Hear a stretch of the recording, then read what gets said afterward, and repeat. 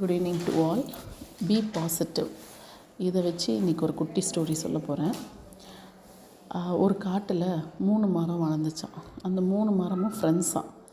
அப்போ அந்த 3 மரமும் ஒரு நாள் பேசிக்கிச்சான். எப்படியும் யாரோ வந்து நம்மளை வெட்டி எடுத்துகிட்டு போய் ஏதாவது செய்ய போகிறாங்க, உனக்கு என்ன ஆசை, உனக்கு என்ன ஆசை அப்படின்னு கேட்டுக்கிச்சான்.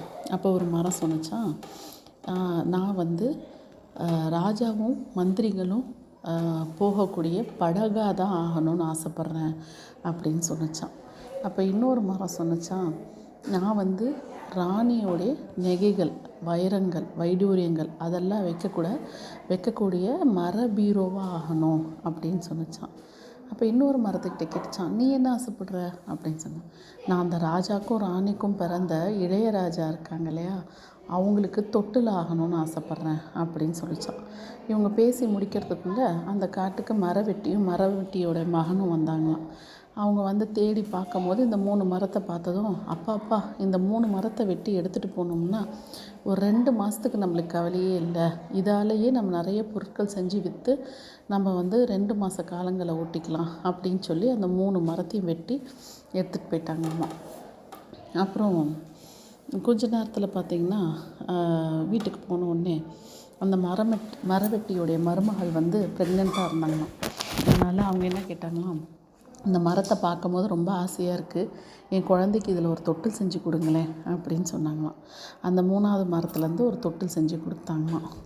அடுத்தது மரவெட்டியோடைய மனைவி கேட்டாங்களாம், மருமக கேட்டாங்களேன்னு சொல்லி நீங்கள் தொட்டில் செஞ்சு கொடுத்தீங்கல்ல, எனக்கும் ரொம்ப நாளாக ஆசை, என்னுடைய நகை எனக்கு கொஞ்சமாக என்னுடைய அம்மாவும் அப்பாவும் கொடுத்த நகையெல்லாம் இருக்குது, அதெல்லாம் வச்சுக்கிறதுக்கு எனக்கு வந்து ஒரு பீரோ வேணும், அந்த பீரோ ஒன்று செஞ்சு கொடுங்கன்னு கேட்டாங்களாம்மா.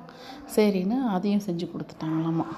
இப்போ அன்றைக்கி இரவு எல்லோரும் போய் தூங்கிட்டப்புறம் நடுஜாமத்தில் யாரோ வந்து கதவு தட்டினாங்களாம். போய் திறந்தா ராஜா, மந்திரி, ராணி கையில் இளவரசர் எல்லோரும் இருந்தாங்களாம்.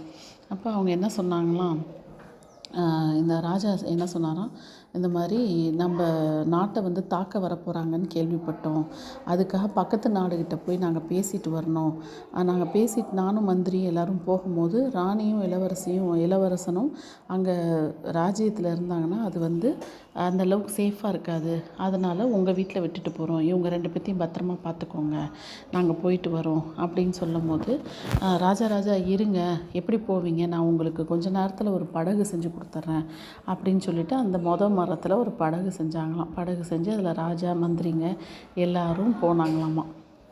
அடுத்தது வந்து இங்கே வந்து பார்த்திங்கன்னா படுக்க போகும்போது ராணி வந்து அந்த இளவரசரை கொண்டு போய் அந்த தொட்டிலில் கொண்டு போய் படுக்க வச்சாங்களாம். அந்த ராணியோடைய நகைகள், வைரங்கள், வைடூரியங்கள்லாம் வந்து அந்த மரவெட்டியுடைய மனைவிக்கு செஞ்ச பீரோவில் கொண்டு போய் வச்சு பூட்டி வச்சாங்களாம்மா.